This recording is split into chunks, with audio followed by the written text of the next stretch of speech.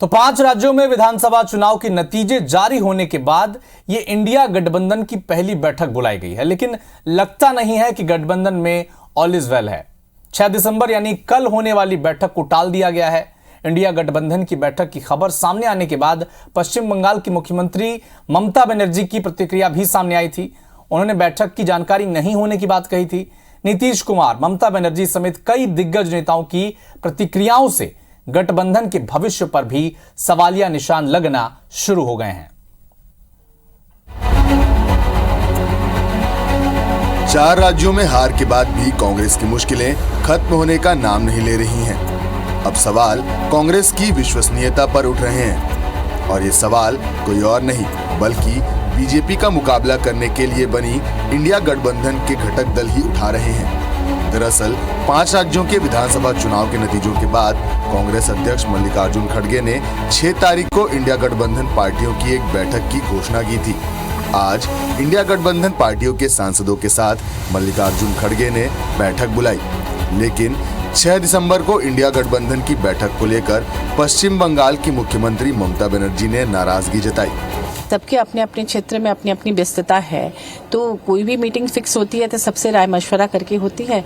तो निश्चित रूप से हो सकता है डिले हो रहा होगा सबसे कांटेक्ट करने में, लेकिन ऐसी कोई बात नहीं है जिसकी आप लोग कयास लगा रहे हैं। सब लोग ठीक है। अभी तो पार्लियामेंट में मैं देख रही हूँ सभी पार्टी के लोग, जो विपक्षी गठबंधन है, टीम इंडिया के लोग, सब लोग एक दूसरे से मिल रहे हैं, जुल रहे हैं, आपस में विचार विमर्श कर रहे हैं। ऐसी कोई बात नहीं है।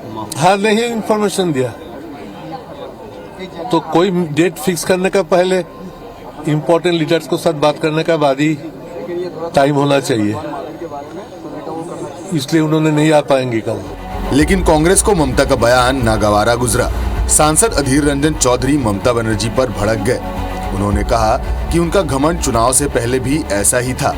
5 राज्यों में चुनाव थे, लेकिन उसने भाजपा को हराने के लिए लोगों से विपक्षी पार्टियों को वोट देने की अपील तक नहीं की। देखिए, चुनाव के पहले भी उनकी रवैया कुछ इस तरीके ही थे। इतने 5 स्टेटों में चुनाव हुई थी, कहीं हो ये तो कभी नहीं कहे कि भाई बीजेपी के विपक्ष लोगों को वोट दिया करो। कभी नहीं कहे कि बीजेपी को हराने के लिए चुनाव में आम लोग विपक्ष को वोट दो, ये भी उन्होंने नहीं की थी। लेकिन ये सिर्फ टीएमसी की बात नहीं है। ये गठबंधन के बाकी घटक दल भी या तो किसी न किसी बहाने दूरी बना रहे हैं या फिर बैठक को लेकर असमंजस में दिख रहे हैं। कुछ तो बैठक को ही शक की निगाह से देख रहे हैं। नीतीश कुमार ने तबीयत के बहाने दूरी बनाई तो समाजवादी पार्टी पर भी सस्पेंस बना हुआ था। सभी मुद्दों को देखने और ठीक करने की बात कह रहे हैं। मैं कुछ कह नहीं सकता क्योंकि जब तक मीटिंग नहीं होगी, मीटिंग में जाके ही पता लगेगा क्या हुआ।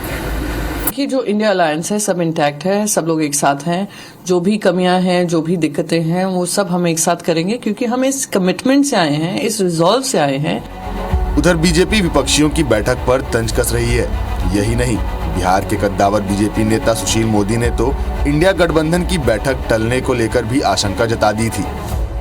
किस मुंह से जो कल कह रहे हैं, कल तक मध्य प्रदेश के चुनाव में जो व्यक्ति कह रहे थे कांग्रेस चालू पार्टी है, अब लोकसभा के चुनाव में कैसे कहेंगे कांग्रेस अच्छी पार्टी है? तो ये आंतरिक इंटरनल मतभेद है। विपक्षी दलों में बहुत बड़ा मन मिटाव है और ममता बनर्जी को 6 दिसंबर का अगर मालूम नहीं है तो ममता बनर्जी की पार्टी सबसे बड़ी पार्टी है। उसके बावजूद भी उनको मतलब विश्वास में ना लेते हुए अगर वो डेट तय की होगी तो अच्छी बात नहीं है। मुझे लगता है कि ममता बनर्जी ने वो मीटिंग में नहीं जाना चाहिए और उन्होंने अलग मोर्चा बनाना चाहिए। कि जिस अलायंस का आधार ही तथ्यात्मक नहीं हो और सिद्धांत के आधारित पर नहीं हो, सिर्फ और सिर्फ मोदी जी के विरोध के अंदर उस अलायंस का आधार हो, तो ऐसे आधार की कोई नींव नहीं हो सकती, ऐसे आधार के कोई सिद्धांत नहीं हो सकते। मीटिंग का तो कोई औचित्य नहीं रह गया, लेकिन हो सकता है कि अगले 24 घंटे में मीटिंग को कोई स्थगित न कर दें ये लोग। जब नीतीश कुमार नहीं आ रहे हैं, ममता बनर्जी नहीं आ रही हैं, अखिलेश यादव के आने पर भी क्वेश्चन मार्क लगा हुआ है, तो फिर उस बैठक का औचित्य क्या रह जाएगा?